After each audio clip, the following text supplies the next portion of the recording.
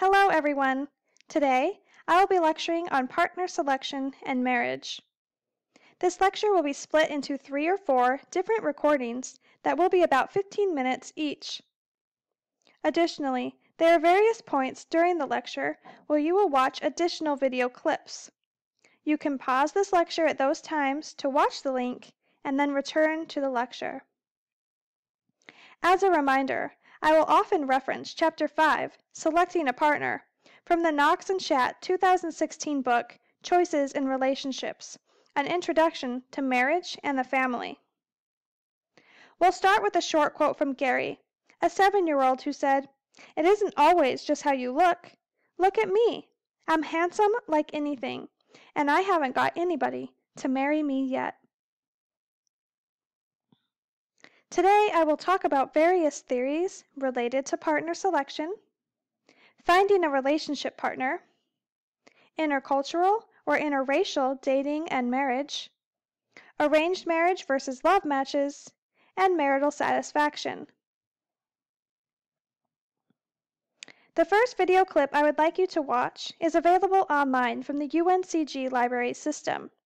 It is called Love, Lust, and Marriage: Why We Stay and Why We Stray.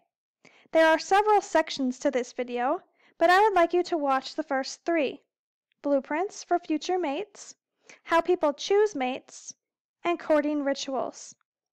There are links to these clips available in Canvas, or you could search for them through the library webpage, or search for the full-length video on YouTube and watch the first 10 minutes.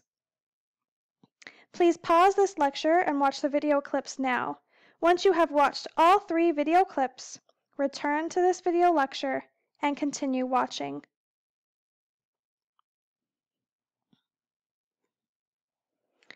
I'm only going to briefly cover 2 theories of partner selection: role theory and sociobiological theory.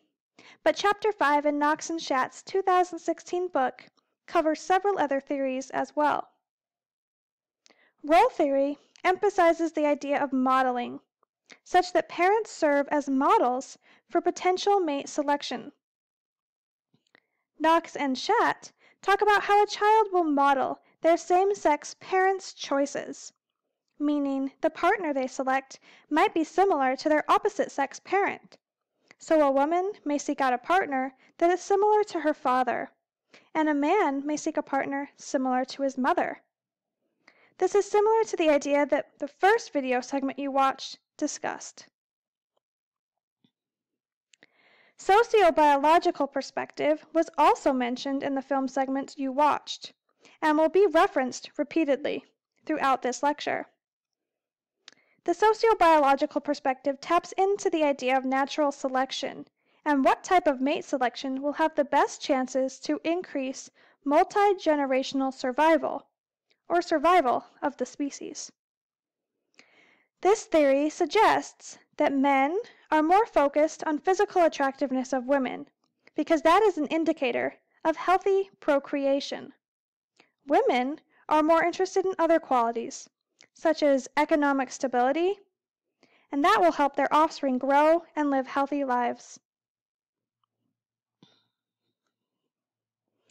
Now, I am going to talk about finding a lifetime relationship partner.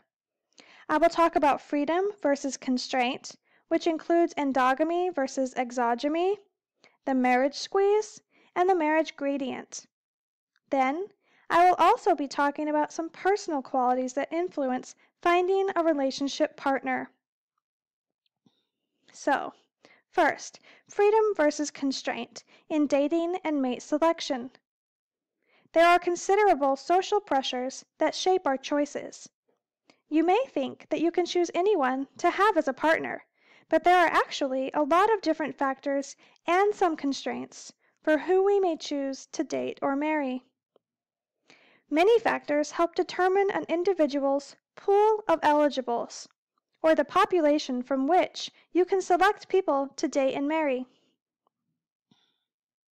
Culture and society, for example, greatly restrict and influence the choices we make in regards to who we choose to date and who we choose to marry. For example, until recently, same-sex marriage wasn't legally recognized, which reflected societal disapproval. Although this has changed, we still see daily reminders of how a large portion of society does not approve. These factors can impact who individuals ultimately choose to date and marry. We are also constrained to select partners who are geographically close or proximal to us.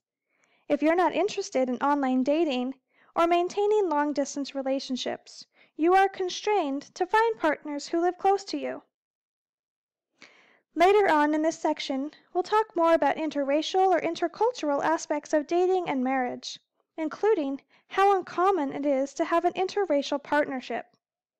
Although this is changing, and there are more interracial partnerships than there have been in the past, this is another example of how social pressures can shape our choices about relationship partners. Our field of eligible partners is determined by endogamy and exogamy, which are two forms of cultural pressures that function in mate selection. The 2016 book by Knox and Schatt outlines how these two things tend to define who our eligible partners are. Endogamy provides guidelines for marriage within a particular group. So endogamy is the cultural expectation to select a partner within your own social group. This means that the pool of potential eligible mates is refined by the practice of choosing a mate within one's group. And your group can be things like your social class, your racial or ethnic background, your religion, or your age group. So, for example, Catholics marrying other practicing Catholics, or individuals marrying someone of a similar age, are examples of endogamy. Prior to 1967, there were many laws in the United States prohibiting interracial marriage. So again, endogamy could be marrying someone within your racial or ethnic group. Interracial marriage became fully legal in all U.S. states after the 1967 Supreme Court decision of Loving v. Virginia deemed that these laws against interracial marriages were unconstitutional. This made it legal in all states, although many states had chosen to legalize interracial marriages at much earlier dates, some 40 years prior. Today, although it is not illegal to marry outside of your race, people usually choose mates from groups who share similar values, beliefs, and backgrounds. Exogamy are guidelines about marrying outside one's kin group. The most common exogamous norms in the United States are those that prohibit us from dating and marrying someone who is a family member. So you can't marry close blood relatives. Knox and Schatt describe how there are often laws that prohibit marrying a family member. In fact, many state marriage licenses require that you verify or prove that you are not related to your fiancé. From a biological standpoint, this is largely due to increased genetic risk of vulnerabilities when mating with a relative. Also, incest taboo is a universal norm, meaning that most societies around the world do not approve of and actively prohibit incest. So, as a recap, endogamy provides guidelines for dating and marrying within a particular group, and exogamy provides guidelines for dating and marrying outside of your own family. The marriage squeeze is the situation whereby one sex has a more limited pool of eligibles than the other does, meaning there is a gender imbalance in unmarried males and females. Since World War II, there has been a greater number of women than men who are eligible for marriage. In the 1990s, however, the marriage squeeze reversed itself, such that never married men outnumbered never married women. The marriage squeeze can impact relationships. When there are more available men than women, monogamy, or being in an exclusive relationship with one person, and marriage are more likely. So again, when there are more available men than women, monogamy and marriage are more likely. In contrast, when there are more women than men, men have more choices, and monogamy is less likely. You can think about this by using an evolutionary perspective, which might help explain these differences. So, thinking about procreation and spreading your genes, when there are more women than men, women must compete for men's attention. When there are fewer women and more men, women get to be more selective in choosing a partner. Thinking of the investment of raising a child, men are competing for women, which lead to more monogamous relationships.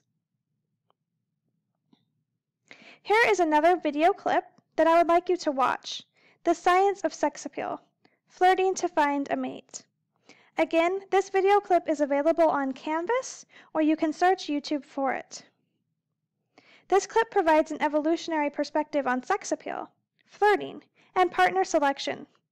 It also outlines some gender differences, such as men gathering information from looks and women gathering information about status.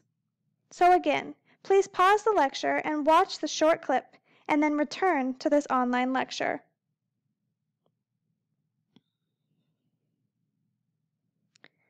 The marriage gradient is the tendency for husbands to be more advanced than their wives with regard to age, education, and occupational success. This is another factor that affects the availability of eligible mates. In most cultures, informal norms encourage women to marry men of equal or higher status. This could mean marrying men that are older, have higher incomes, better jobs, or more education. Men, on the other hand, tend to marry women of equal or lower status. So because women marry upward and men marry downward, men at the top have a much larger field of eligible mates than do men at the bottom. The reverse, however, is true for women. Those at the top, meaning women with higher status jobs, more educated women, or older women, have a very small pool of eligible partners because they tend to marry upward. Whereas those at the bottom have a much wider range of men from whom to choose. And this same trend has been shown in dating patterns as well. So, this is a problematic situation for higher status women and lower status men because it restricts the pool of available partners.